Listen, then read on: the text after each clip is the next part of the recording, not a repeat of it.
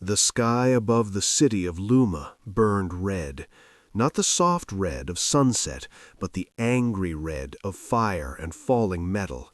Ships from the Virex Concord tore through the upper clouds, silent and sharp like knives in the dark. They did not speak, they did not warn, they only struck. Below, in the royal garden of Eos, Queen Nari held her daughter Ara's hand tightly. The girl was only 8, with wide eyes and hair the color of morning light. She had been laughing moments before, chasing a silver-winged drone that mimicked butterflies. Now she stood frozen as alarms screamed across the palace grounds. "Stay close," Nari said, her voice calm but firm. She wore no crown, only a simple gray tunic with the blue crest of Eos stitched over her heart.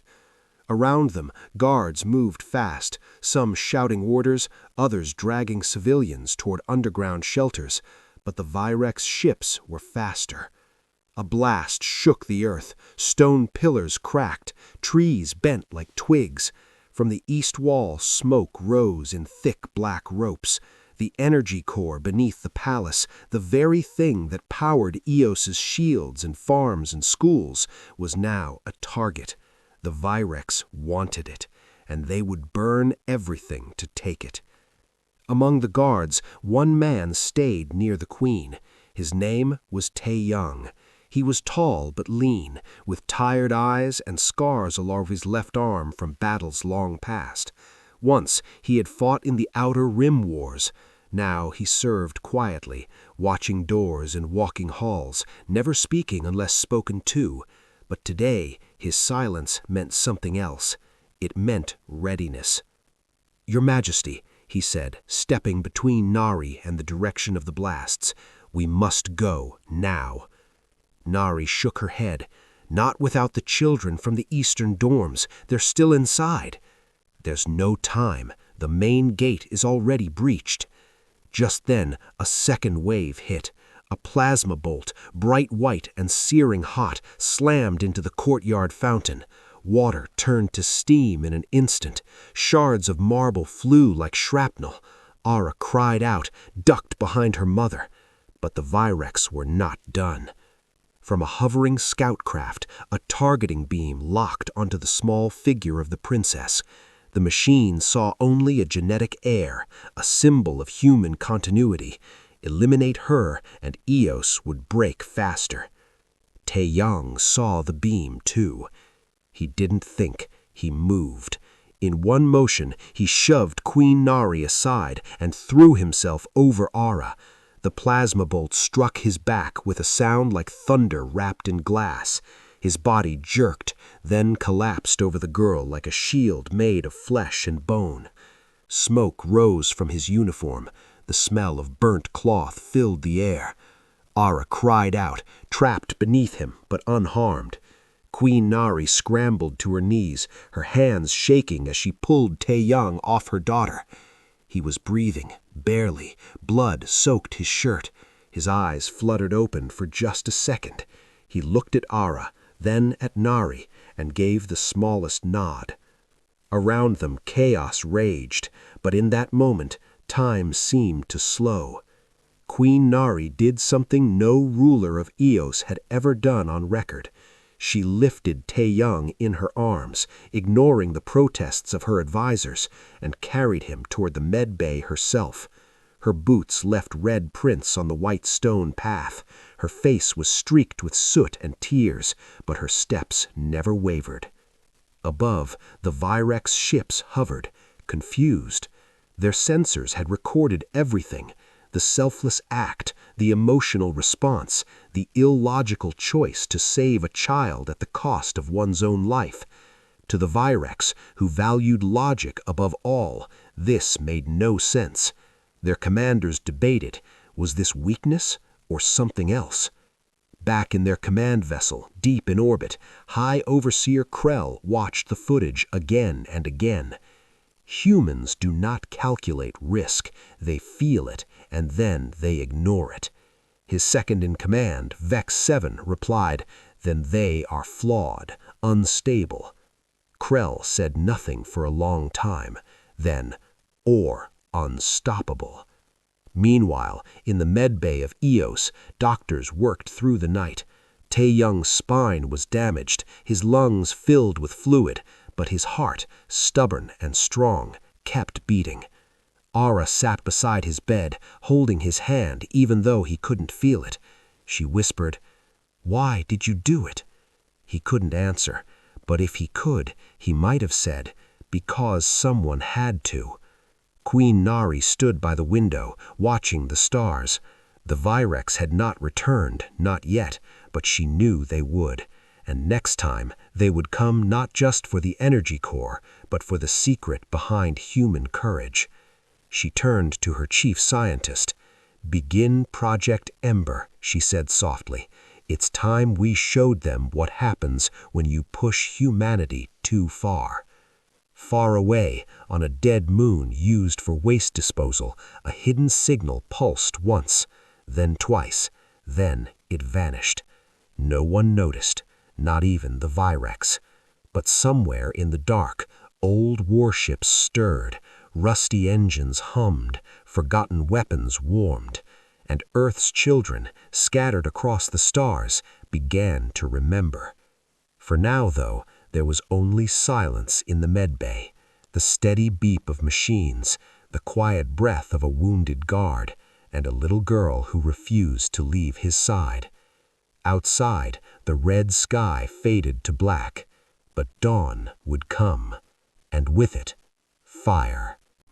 The medbay was quiet, save for the soft hum of machines and the slow drip of fluids into Tae-young's veins.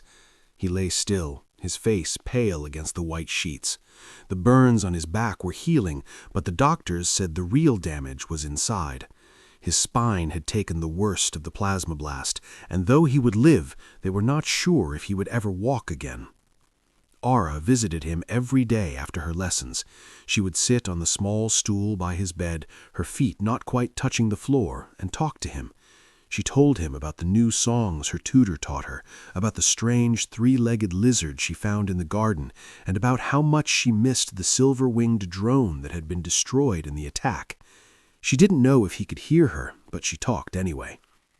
One afternoon, as sunlight streamed through the high windows, Tae-young's fingers twitched. Ara gasped. She leaned forward, her eyes wide. "Tae-young?" she whispered. His eyes opened slowly, blinking against the light. They were clouded with pain at first, but then they focused on her. He tried to speak, but only a dry croak came out. Ara quickly poured a cup of water from the pitcher on the table and held it to his lips with both hands, spilling a little down his chin.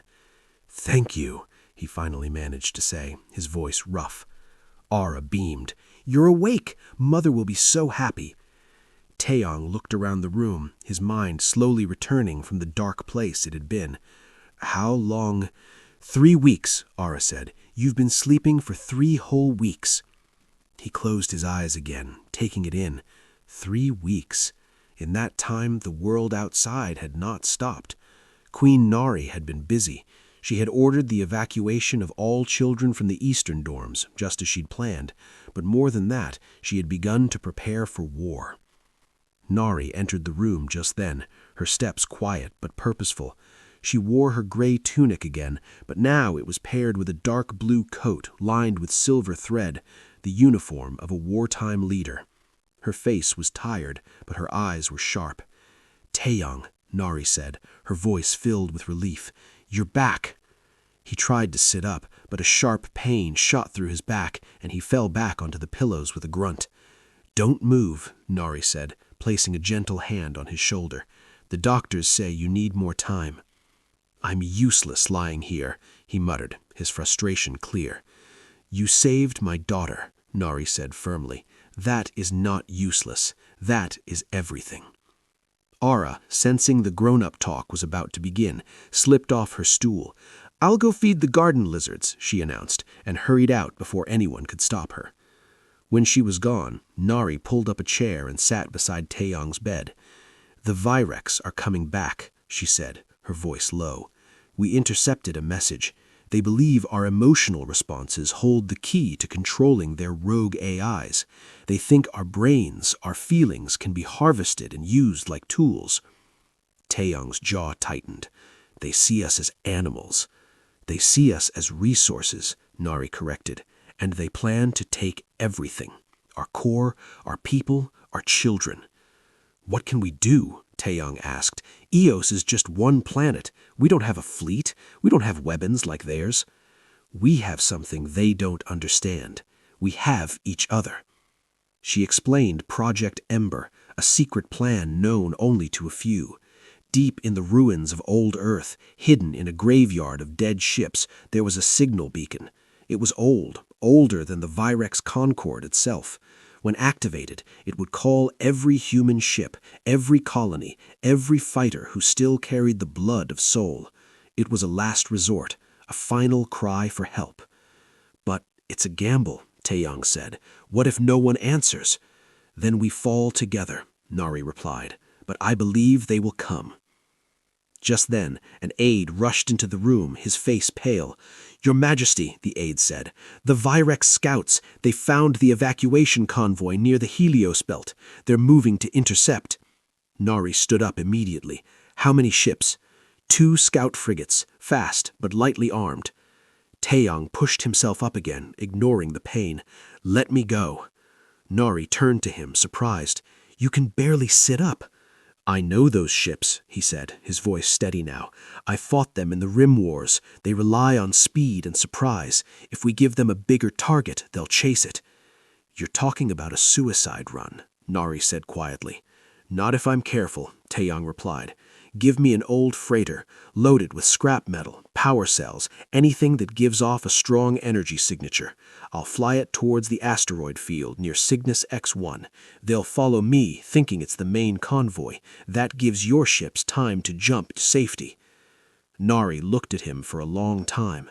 She saw the same man who had thrown himself in front of her daughter, the same man who believed someone had to act, even when it made no sense. Your spine, Nari began. Will heal or it won't, Taeyong said, but while I can still fly, I will. She nodded slowly. Very well. But you won't go alone. I'm assigning 2 pilots to cover your wings. Taeyong shook his head. No. The more ships, the more chance they'll see through the trick. It has to be just me. 1 ship, 1 signal, 1 fool flying into the dark. Nari's eyes glistened, but she did not argue further. She knew better than anyone that sometimes foolishness was the only thing that worked against cold logic. Later that evening, Taeyong stood on the hangar deck, leaning heavily on a cane. His flight suit was old, patched in several places, but it fit. Aura ran up to him, her eyes full of tears. Are you leaving again? She asked. For a little while, he said, kneeling with effort. I have to help your mother keep everyone safe. Will you come back? He looked at her, this small, brave child who had seen too much war for her age. I promise I'll try. She threw her arms around his neck, holding him tight. He hugged her back, feeling the weight of her trust like a second heart beating against his chest. As he boarded the freighter, a battered old vessel named the Sparrow, he thought about that promise. He wasn't sure if he could keep it, but he knew one thing for certain. As long as he could move, he would stand between the darkness and the light. The engines roared to life. The hangar doors opened, revealing the endless black of space. And Taeyong, the wounded guard with a broken back and an unbroken will, flew out alone to meet the enemy. Behind him, on the observation deck, Queen Nari watched until his ship was just a speck of light among the stars. Then she turned to her officers and gave the order. Begin the evacuation and activate Project Ember. Far away, in the silent void near a dead moon, a single pulse of energy shot out into the galaxy. It was weak, almost lost in the noise of the cosmos, but somewhere, on a forgotten world, a receiver crackled to life, and a voice, old and weary but full of fire, answered, We're coming. The freighter, the Sparrow, drifted through the asteroid belt like a ghost. Its engines were off, its lights dimmed, and its hull covered in patches of rust and old battle scars. Inside, Taeyang sat alone in the cockpit, his hands resting lightly on the controls. His back ached with every breath, but he ignored it. Pain was just another passenger now. Behind him, far beyond the rings of dust and rock, the Virex scout frigates followed. They moved fast and silent, just as he remembered. Their sensors scanned the freighter again and again, trying to decide if it was worth their time. To them, it looked like a refugee ship, overloaded, slow, and desperate, exactly what they expected from humans. Taeyang smiled faintly. Good. He tapped a button on the console. Power cells hidden in the cargo hold flared to life, sending out a strong energy signature, the same kind used by evacuation ships carrying children. The Virex took the bait. Their formation tightened. They were closing in. "Come on," Taeyang whispered, "just a little closer." He waited until they were within range of the asteroid field's magnetic storms. Then, with a sharp motion, he fired the thrusters and veered hard to port. The old freighter groaned in protest, but it held together. The Virex ships, caught off guard, overshot their path and had to loop back. That was all the time Taeyang needed. He activated the decoy drones stored in the rear bay, small, cheap machines that mimicked human life signs. Dozens of them shot out into space, each broadcasting the heartbeat of a child. The Virex scanners lit up with targets. Confused, the frigates split up to chase them. Taeyang didn't look back. He pushed the engines to full burn and headed straight for Cygnus X1, where the gravity well would swallow any signal and any pursuer. But fate had other plans. A warning light flashed red on his panel. Hull breach in Sector 4. Oxygen levels dropping. He cursed under his breath. The old ship was falling apart faster than he'd hoped. Still, he kept flying. Hours passed. The pain in his back grew worse, spreading down his legs. His vision blurred at the edges. He knew he was losing blood again, but he couldn't stop. Not yet. Then, something strange happened. On his long-range scanner, a blip appeared. Then another, and another. Dozens of them. No, hundreds. Taeyang blinked, thinking it was a glitch, but the signals were real, and they were moving fast. Too fast for Virex ships. These signatures were rough, uneven, like ships that had been patched together from scrap, but they carried the old soul frequency. Human. His heart pounded. Project Ember. It worked. From the dark void between stars, the Ghost Fleet emerged.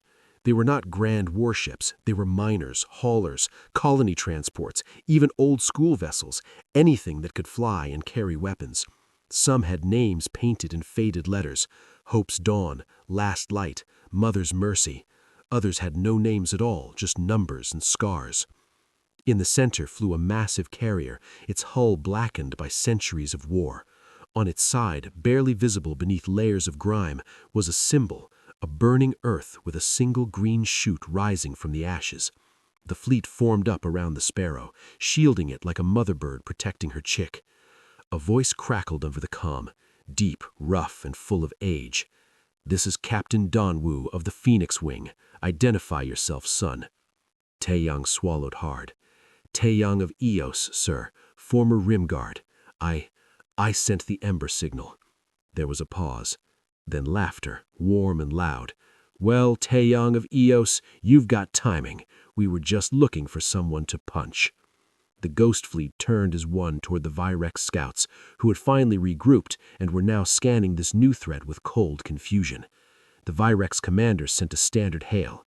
"Identify your purpose. You are in restricted space." Captain Danwu's reply was simple. "We're here to remind you why you never hunt human children." Then the fleet attacked. It wasn't a clean battle. It wasn't elegant, but it was brutal. Human ships dove into the Virex lines with no regard for formation or safety. They rammed engines, overloaded reactors, and fired jury-rigged plasma cannons from cargo bays. One small tug latched onto a Virex frigate and detonated its fuel core point blank. The Virex, trained for logic and precision, were unprepared for chaos. Their systems struggled to predict moves based on emotion, sacrifice, and sheer stubbornness. Within minutes, both frigates were torn apart. When it was over, silence returned to the belt. The Taeyang freighter floated among the wreckage, its lights flickering. He slumped in his seat, exhausted, but alive. Captain Danwu hailed him again. "You did good, son. Now let's get you home." Back on Eos, Queen Dari stood on the palace roof, watching the sky. The evacuation convoy had jumped to safety. Aura was safe in the underground shelter, and now, on her long-range screen, she saw them, the Ghost Fleet returning with Taeyang. She smiled for the first time in weeks. But her joy was short-lived. An aide ran up, breathless. "Your Majesty, the Virex High Command has launched their main armada, over 500 ships. They're heading straight for Eos." Nari's smile faded. 500 ships, against a fleet of scrap and hope.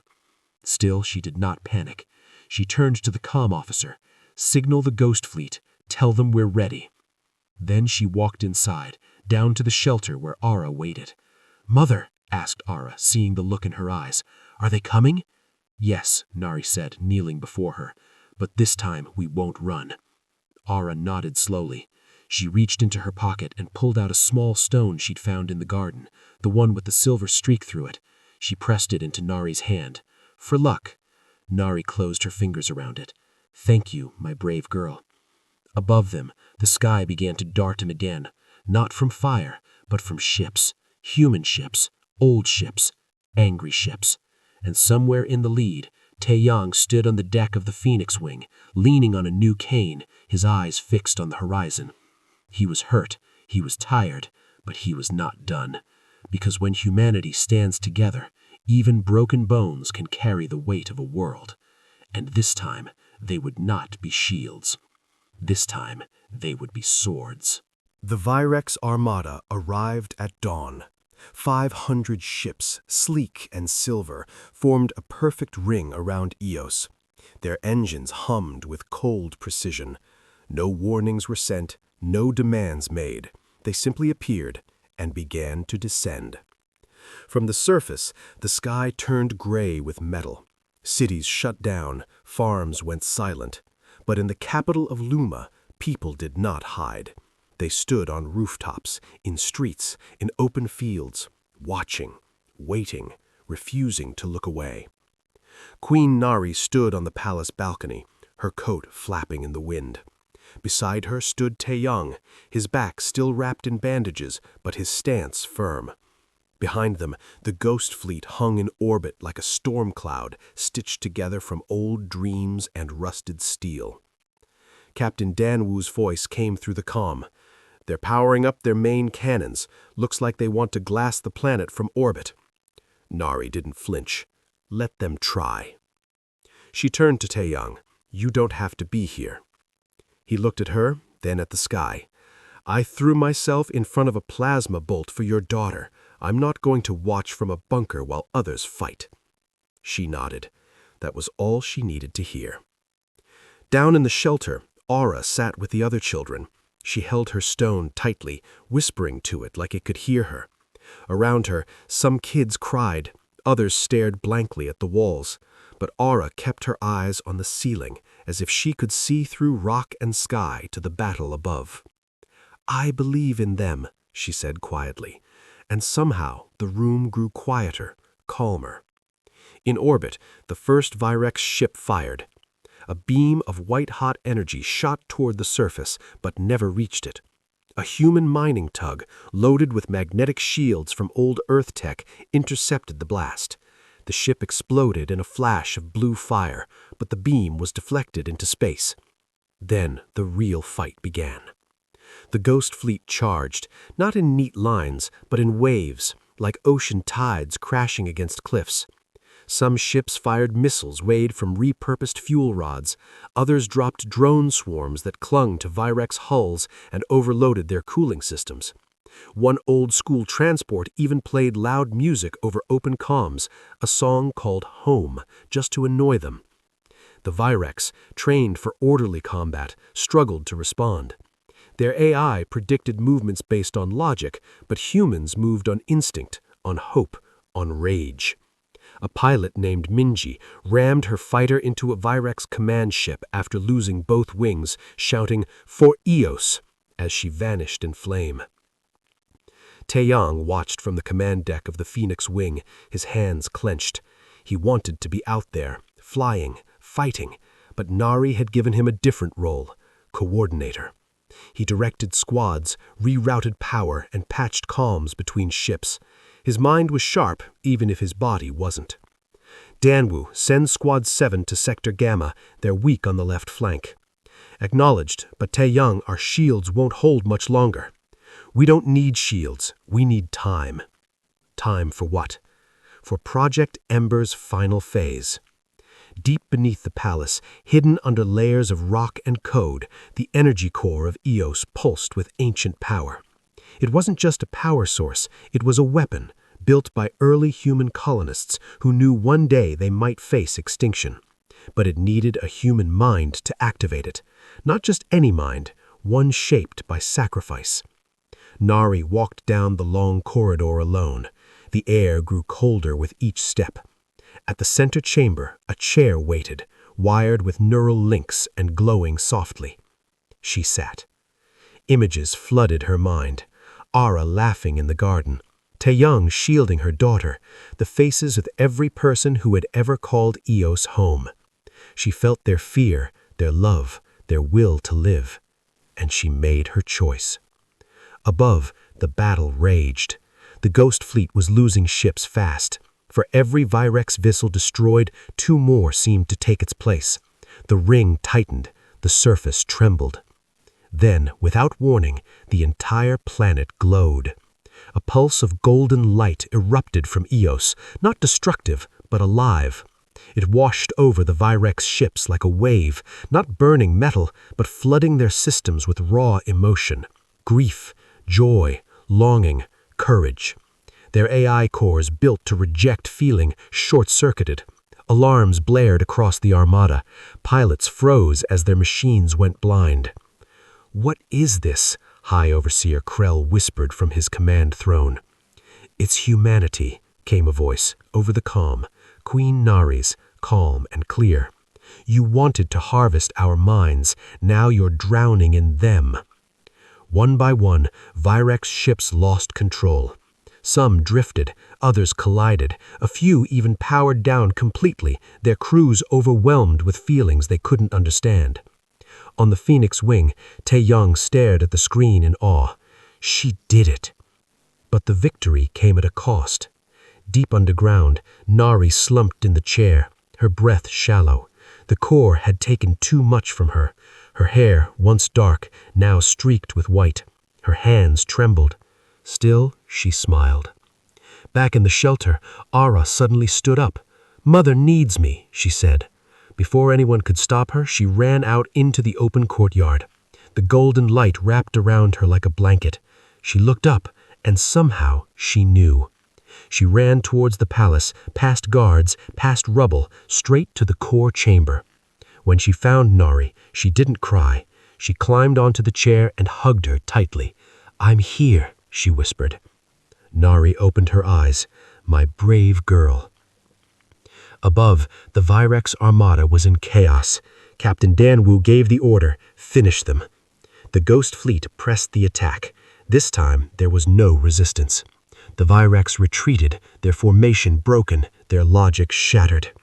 But Taeyang wasn't watching the enemy flee. He was already running down to the core chamber. He found them there, queen and daughter, holding each other in the soft glow of the ancient machine. "She used the core," a scientist said quietly. "It's stable, for now, but she gave too much." Taeyang knelt beside them. Nari looked at him, her eyes tired but proud. "You kept your promise," she said. "You came back." "And you saved us all," he replied. Outside, the golden light faded. The sky cleared. The people of Eos stepped out of their homes, blinking in the sunlight. The battle was over, but the war wasn't. Because, far beyond the edge of known space, in the heart of the Virex Belendor, High Overseer Krell stared at the data from Eos. He saw the impossible, a species that turned pain into power, love into weapons, and children into warriors. He closed his eyes and spoke one word to his council: "Prepare the Genesis fleet." And deep in the dark, something older than stars began to awake. But on Eos, for now, there was peace. Taeyang carried Nari out of the chamber, Ara walking beside him, her small hand in his. They had won the day, and tomorrow they would be ready for whatever came next. The days after the battle were quiet, but not peaceful. Smoke still rose from broken towers in Luma. Fields lay scorched where Virak's landing pods had touched down. Yet life returned, slowly, stubbornly. Farmers replanted seeds in ash-covered soil. Children played near ruins, their laughter sharp against the silence of loss. And in the palace gardens, new saplings were planted where the old fountain once stood. Queen Nari walked among them, leaning on a simple wooden cane. Her hair was now half white, her steps slower, but her eyes held the same fire. She wore no royal coat today, only a plain tunic and boots caked with mud from visiting outlying villages. The people bowed as she passed, but she always stopped to ask how they were, if they had enough food, if their children slept well. She was no longer just a queen. She was one of them. Taeyang followed a few steps behind, his own back still wrapped, but stronger each day. He no longer needed help to stand. The doctor said he might walk without pain again if he gave it time, but Taeyang didn't believe in waiting. He trained every morning, pushing his body past its limits because he knew the war wasn't over. He had seen the reports. The V-Rex Armada had retreated, yes, but not destroyed. And deep space scouts had picked up strange signals from the outer rim, massive energy spikes, ancient frequencies, something called Genesis Protocol. No one knew what it meant, but Taeyang knew enough to be afraid. Ara, now older in spirit, if not in years, spent her days in the rebuilt medbay, not as a patient, but as a helper. She read stories to wounded soldiers, brought water to engineers working through the night, and sometimes sat with Taeyang during his exercises, counting his steps like they were stars. One evening, as the sun dipped below the hills, the three of them met on the palace roof, the same place where they'd watched the Armada arrive. "They're coming back," Nari said softly, staring at the stars. "I know," Taeyang replied. Ara looked up at them both. "Will we win?" Nari knelt beside her. "Winning isn't about destroying the enemy, my love. It's about protecting what matters, and as long as we stand together, we've already won." Just then, a message arrived from Captain Danwu. The Ghost Fleet had found something near the edge of Virex space, a derelict station broadcasting a looping signal in Old Terran. The message was simple: "If you hear this, remember who you are." Taeyang recognized the voice. It was Admiral June, the last commander of Earth's final fleet, believed dead for over a century. "He's alive?" Ara asked, eyes wide. "Maybe not alive, but his warning is." "Then we go to him," Nari said. 2 days later, a small ship, refitted from salvaged Virex parts and human steel, launched from Eos. It carried only 3 passengers, Nari, Taeyang, and Ara. The Ghost Fleet would guard Eos in their absence. This mission was too dangerous, too secret for anyone else. The journey took weeks. They passed through dead zones where comms failed and stars seemed to hold their breath. Finally, they reached the station, a crumbling ring of metal orbiting a black hole, held together by hope and rust. Inside, they found not an admiral, but a memory. A single AI core, powered by a dying battery, played recordings of June's last days. He'd hidden here after Earth fell, preserving everything he could: songs, stories, blueprints, even recipes. But most importantly, he'd left a weapon. Not a bomb, not a gun, a truth. The Virex fear us not because we fight, but because we remember. We remember kindness. We remember home. And that makes us unbreakable. The archive contained the full archive of human culture, every poem, every lullaby, every child's drawing sent into space, and it held one final command: broadcast it. Let the galaxy hear what humanity truly is. Nari understood. The Genesis Protocol wasn't a fleet. It was a purge, an attempt to erase all emotional species from the galaxy, starting with humans. The Virex saw feeling as a virus, but June believed it was the cure. "We don't need to destroy them," Nari said. "We need to show them." Back on Eos, they prepared. Engineers linked the archive to the planet's core. Artists painted messages on every ship. Children recorded their voices saying, "We are still here." When the Virex returned, they came not with 500 ships, but 5,000. At their center floated a vessel unlike any before, black, silent, shaped like a closed fist, the Genesis ship.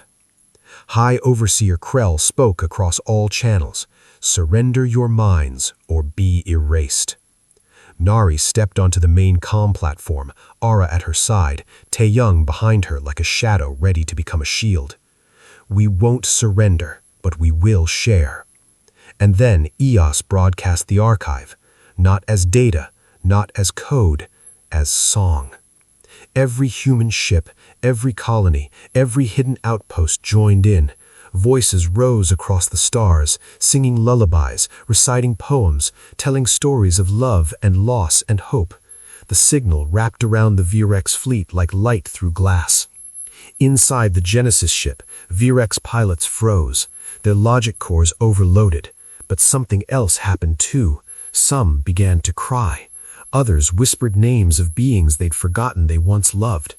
One pilot opened his ship's comms and said, "I remember my mother."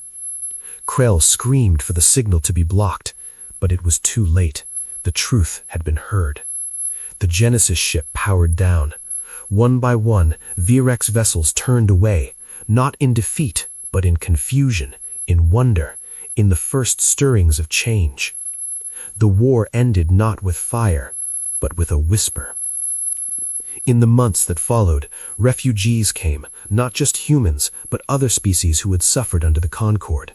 They came to Eos seeking not weapons, but stories, and Eos gave them both. Nari ruled not as a queen of power, but as a keeper of memory. Taeyong became a teacher, training not just fighters, but listeners, those who could protect not just with fists, but with words. And Ara? She grew into a girl who carried stones in her pockets and songs in her heart. She walked the gardens often, talking to the new saplings as if they could hear her. One day, she found Taeyong sitting beneath the largest tree, watching the sky. "Do you think they'll come back?" she asked. He smiled. "Maybe, but next time, they won't see enemies, they'll see people."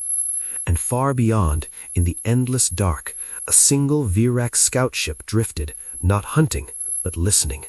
On its deck, a young pilot played a human lullaby on a broken flute.